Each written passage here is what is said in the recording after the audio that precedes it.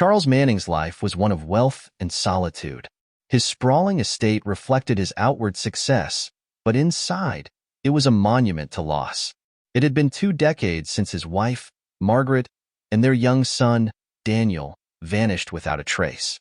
Despite countless efforts to find them, their disappearance had become an unresolved mystery that haunted Charles's every waking moment. One late afternoon, Charles walked along the estate's garden path, seeking a reprieve from his restless thoughts. The soft hum of a melody caught his attention. He paused, ears straining. The voice was coming from the gardener, Ethan, who was tending to the flower beds. The song was hauntingly familiar, a lullaby Margaret used to sing to their son. Charles's heart skipped a beat. How could Ethan know this song? He approached the young man with urgency, his usually composed demeanor giving way to raw emotion. "Ethan," he called, his voice trembling, "where did you learn that song?" Ethan straightened, startled by Charles's tone. "This song? My mother used to sing it to me when I was little," he said, wiping his hands on his work gloves. Charles's breath caught in his throat. "Your mother, what happened to her?" Ethan's expression darkened. "She disappeared when I was very young. I've never known what happened to her." The weight of Ethan's words hit Charles like a tidal wave. Could this young man, standing in his garden, hold a connection to the family he had lost? The thought both terrified and exhilarated him. That night, Charles couldn't sleep. The melody of the lullaby played over and over in his mind, each note pulling him deeper into memories of Margaret and Daniel. He remembered how Margaret used to hum the song softly while cradling their son, her voice a balm to his restless spirit. The coincidence was too great to ignore. Could Ethan be Daniel? The idea seemed impossible, but something in Charles's gut told him to investigate further. Early the next morning, Charles contacted a private investigator he trusted, a man named Henry Blake. "I need you to look into someone," Charles said over the phone, his voice low and measured. "A young man named Ethan. He works for me as a gardener. Find out everything you can about his past." As the days passed, Charles observed Ethan more closely. He noticed the young man's mannerisms, the way he tilted his head when listening, the faint dimple in his cheek when he smiled. Small things reminded Charles of Daniel, though he couldn't be sure if it was wishful thinking or something real. Meanwhile, Henry's investigation began to uncover fragments of Ethan's history. He had been adopted as a toddler, but there were glaring gaps in the documentation. The records for the first 2 years of his life were missing entirely. When Henry relayed this information, Charles's hope grew stronger. The missing years aligned with the timeline of Margaret and Daniel's disappearance. But doubt crept in, too. What if this was all a cruel coincidence? Charles decided to tread carefully. If Ethan was his son, he would need to uncover the truth without alarming the young man. And if he wasn't, well, Charles wasn't sure his heart could handle the disappointment. Yet, for the first time in years, he felt a flicker of hope, a fragile, shimmering light in the darkness of his grief. The initial findings from Henry's investigation gave Charles a mix of emotions: hope, confusion, and a growing determination to uncover the truth. The missing records in Ethan's early life were a glaring anomaly, but they weren't definitive proof. Charles knew he needed more to bridge the gap between speculation and certainty. Henry pressed deeper into Ethan's adoption records, contacting agencies and examining archived documents. What he found raised even more questions. Ethan had been adopted from a small orphanage in a neighboring state, but the details were scarce. The records listed him as abandoned, found at the doorstep of the orphanage one night. The staff had no information about his birth parents, and oddly, there was no official record of his arrival, only an entry in their ledger stating that a boy of approximately 2 years old had been taken in. When Charles heard this, his chest tightened. 2 years old. That was how old Daniel had been when he disappeared. It couldn't be a coincidence. Meanwhile, Charles continued observing Ethan from a distance. The young man had an air of quiet resilience, working diligently in the gardens and treating everyone around him with kindness. Charles found himself drawn to Ethan's demeanor, and it stirred memories of his own son, who had been a cheerful and gentle child. But Charles was also wary of allowing hope to cloud his judgment. He shared his thoughts with Henry over a late-night call. "There's something about him, Henry," Charles admitted. The way he carries himself, the way he smiles. It's like I'm seeing Daniel again. But what if I'm just projecting? What if this is my grief playing tricks on me? Henry's voice was calm but firm. Charles, the gaps in Ethan's records are real. If there's a chance he's your son, we need to follow it through. But we need more than a feeling. Let me dig deeper. While Henry expanded his investigation, Charles tried to piece together his own memories of Margaret and Daniel. He recalled the night they disappeared, a stormy evening when he had returned home late from work to find the house empty. There had been no signs of a struggle, no note, no explanation, only silence. As these painful memories surfaced, Charles's conviction grew. If there was even the slightest chance Ethan was Daniel, he owed it to both of them to find the truth. One sunny afternoon, Charles found himself wandering the garden again. He spotted Ethan kneeling by a bed of roses, humming softly. Gathering his courage, Charles approached him. "Ethan," he began, his voice steady but tinged with curiosity, "you seem so comfortable here, in the garden. Have you always enjoyed working with plants?" Ethan looked up and smiled. "I have, actually. There's something peaceful about it. Funny thing is, this garden feels familiar somehow. Like I've been here before, even though I know that's not possible." Charles's heart skipped a beat. Familiar? How so? Ethan shrugged, wiping his hands on his jeans. "It's hard to explain. Sometimes when I'm here, I get these flashes, like memories I can't quite grasp. A tree, a pathway, little things that feel like they're from a dream I can't fully remember." The word struck Charles like a lightning bolt. He clenched his fists to steady himself, struggling to keep his composure. Could these flashes be remnants of Ethan's early childhood? "That's interesting," Charles said carefully, masking the emotion in his voice. "Maybe this place reminds you of somewhere you've been before." "Maybe," Ethan said, but there was a note of uncertainty in his tone. "It's strange, though. I've never felt this way anywhere else." As their conversation ended, Charles felt a surge of determination. He was more convinced than ever that Ethan was his son. The faint memories Ethan described matched the garden where Daniel had once played as a toddler. But how could he confirm it without overwhelming the young man? Later that evening, Charles retreated to his study, pulling out old photographs of Margaret and Daniel. He studied them intently, comparing the child's features to Ethan's. The resemblance was subtle but undeniable, the same soft eyes, the same dimpled smile. But resemblance wasn't proof, and Charles knew it. He needed concrete evidence, something irrefutable to confirm what his heart already believed. He contacted Henry with renewed urgency. "Henry, we're onto something," Charles said. "Ethan's memories, his mannerisms, they match too closely. We need to take this further. Keep digging. Find anything that can give us the truth." As the call ended, Charles gazed out the window at the moonlit garden. He felt the pull of both hope and fear.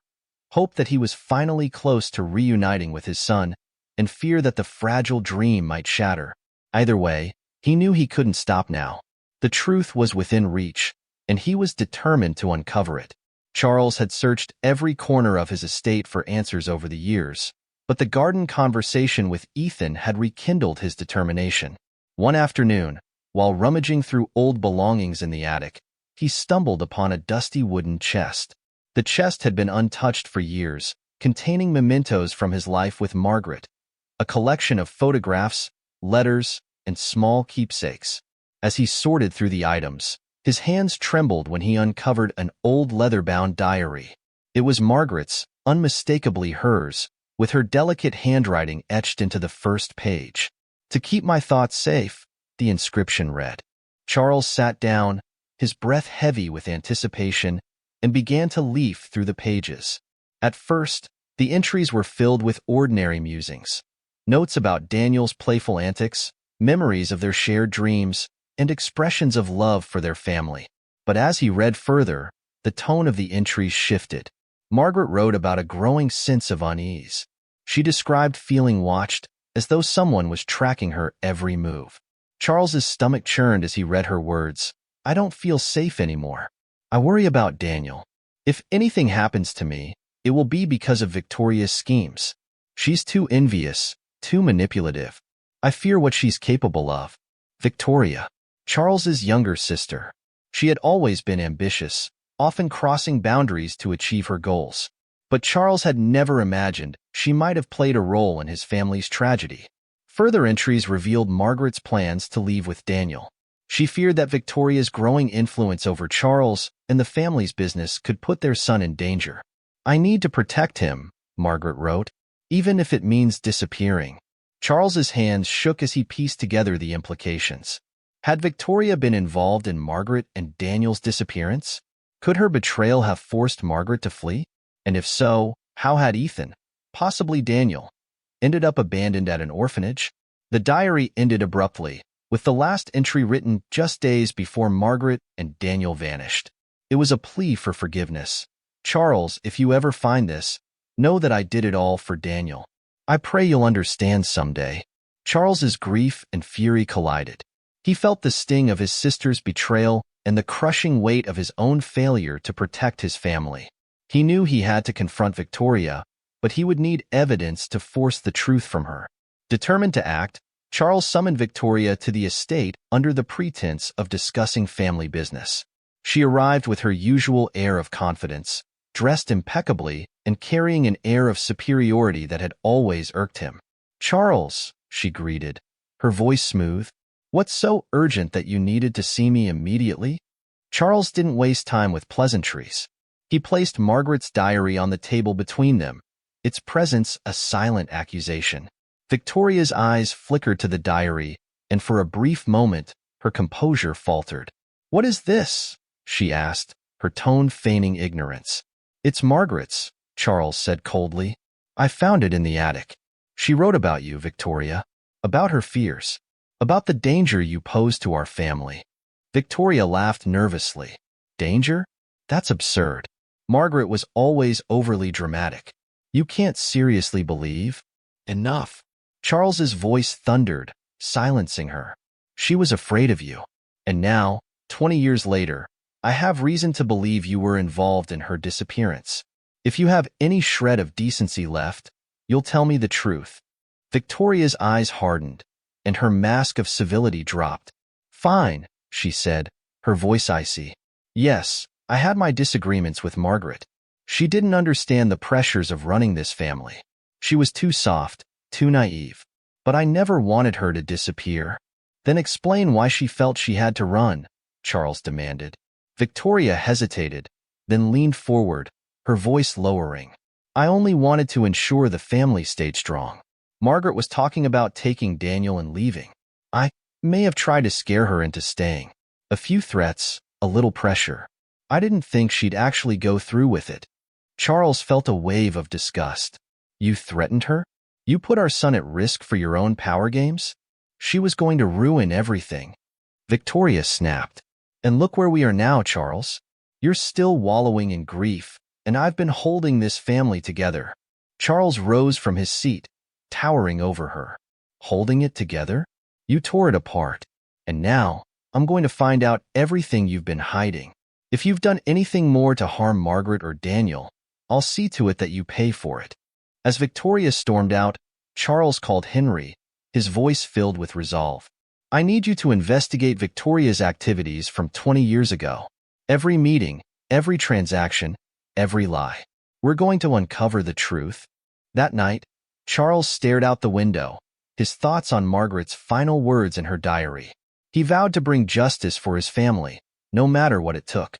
The days following Charles's confrontation with Victoria were a blur of tense anticipation.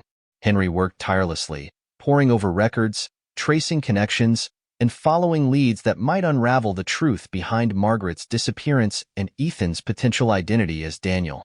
But Charles knew he couldn't rely on circumstantial evidence alone. Driven by a mixture of hope and desperation, he arranged for a DNA test. Under the guise of routine health protocols for employees, Charles asked Ethan to participate, framing it as part of an initiative to ensure staff well-being. Ethan agreed without hesitation, unaware of the true purpose behind the request. As the sample was sent off to the lab, Charles found himself plagued by doubt. What if the results revealed that Ethan wasn't Daniel? What would that mean for the fragile hope that had been reignited in his heart? The wait was agonizing. Each day stretched into eternity, and Charles's emotions swung wildly between optimism and fear. He tried to prepare himself for every outcome, but the truth was, his entire world hinged on a few strands of DNA. Finally, the results arrived. Charles sat alone in his study, the sealed envelope trembling in his hands. He hesitated for a moment, his mind flooded with memories of Margaret and Daniel. With a deep breath, he tore open the envelope and scanned the document. There it was, in black and white, a 99.9% probability that Ethan was his biological son. Charles's hands fell to his lap, the paper fluttering to the floor. A rush of emotions overwhelmed him. Relief, joy, sorrow, and guilt all mingling in a storm within his chest. For 20 years, he had searched, hoped, and grieved, and now, the truth was undeniable. Ethan was Daniel. But there was no time to revel in the revelation. Charles knew this was only the beginning. How could he tell Ethan the truth? And what of Margaret? If Ethan had survived, was there still a chance that she, too, was alive? That evening, Charles approached Ethan in the garden. The younger man looked up, his expression warm and welcoming. "Mr. Manning, is everything all right?" Charles hesitated, his voice thick with emotion. "Ethan, there's something I need to tell you. Something that may change everything you know about yourself." Ethan frowned, his hands stilling as he placed his gardening tools aside. "What do you mean?" Charles took a deep breath, steeling himself for the conversation. "I've recently discovered that you may be my son. My son who disappeared 20 years ago." Ethan blinked, stunned into silence. "What? That's impossible. I was adopted. My parents." "There are gaps in your adoption records," Charles interrupted gently. "I had a DNA test done, Ethan. It confirmed what I've suspected for weeks. You are Daniel, my son." Ethan stared at him, disbelief and confusion etched across his face. "But how? Why would I end up at an orphanage? What happened to my mother?" Charles's voice cracked as he replied, "I don't know. Not yet. But I promise you, I won't stop until we find the answers. You deserve to know the truth about your past." Ethan looked away, struggling to process the revelation. "This is a lot to take in. I don't even know what to feel." Charles placed a hand on his shoulder. "Take all the time you need. But please, believe me when I say that I've never stopped searching for you. You were never forgotten." The next morning, Ethan, still reeling from the revelation, joined Charles in his study. Together, they pored over the findings from Henry's investigation. As they reviewed the mounting evidence against Victoria, Ethan's initial confusion gave way to anger. "She knew," Ethan said, his voice sharp with realization. "Your sister knew what happened to my mother and me. She had to." Charles nodded grimly. "I'm certain of it. But we need more than suspicions. We need proof to hold her accountable." As if on cue, Henry called with new information. "Charles, I've uncovered bank transactions linked to Victoria around the time of Margaret's disappearance. Large sums were funneled to an off-the-books account, and one payment matches a deposit made to a private investigator who specializes in tracking individuals." Charles's grip on the phone tightened. "You're saying she paid someone to find Margaret and Daniel? Or to ensure they disappeared?"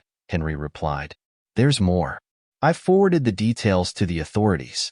Victoria's involvement in other illegal activities, embezzlement, fraud, has also come to light. It's only a matter of time before they move on her."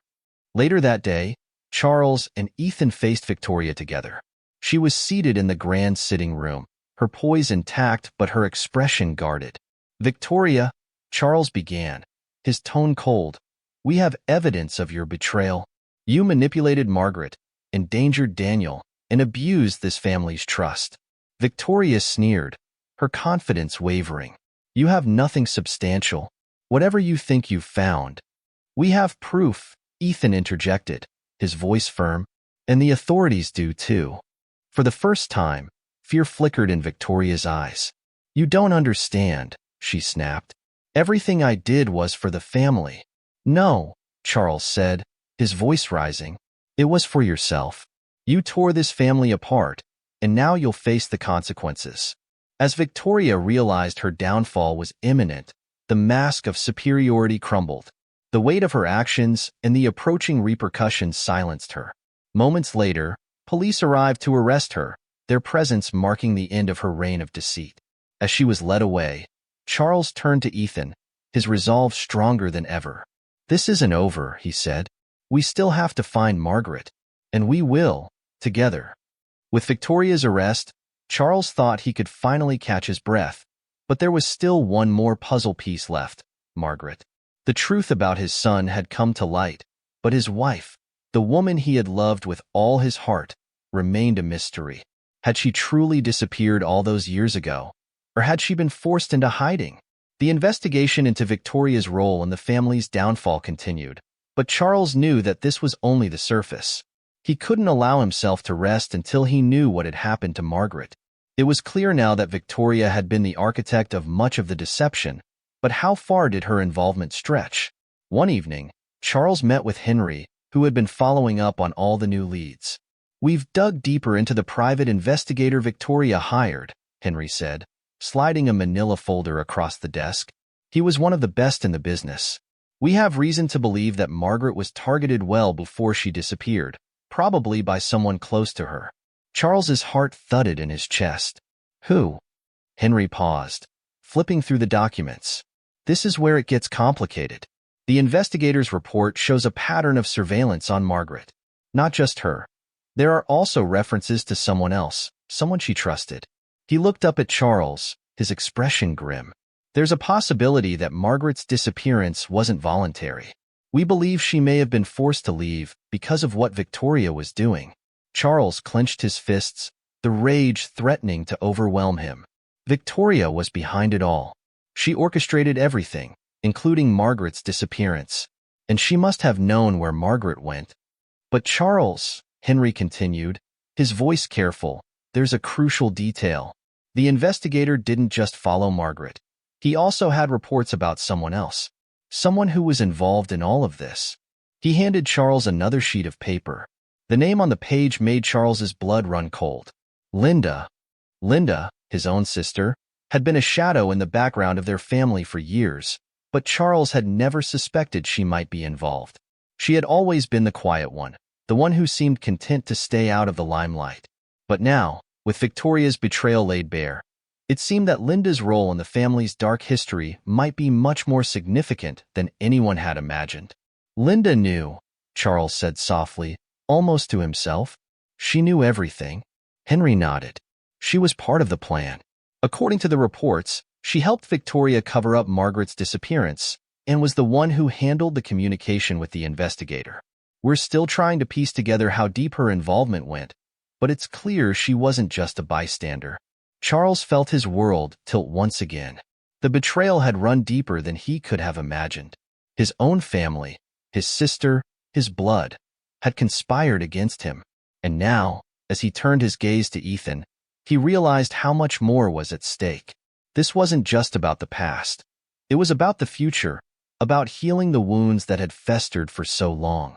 Ethan had been silent through all of this, absorbing the weight of each revelation. But now, he spoke up, his voice steady. "We need to find Margaret. Whatever happened, she deserves to know that I'm here, that I'm her son." Charles nodded, his resolve firming. "We will. But we need to make sure Linda doesn't slip away again. It's time to confront her and get the truth out of her. No more secrets." The investigation into Linda would have to wait. There were too many unanswered questions about Margaret, and Charles couldn't afford to lose another minute. They would go to the authorities, but he would also take matters into his own hands. He had to find his wife, even if it meant tracking down every lead himself.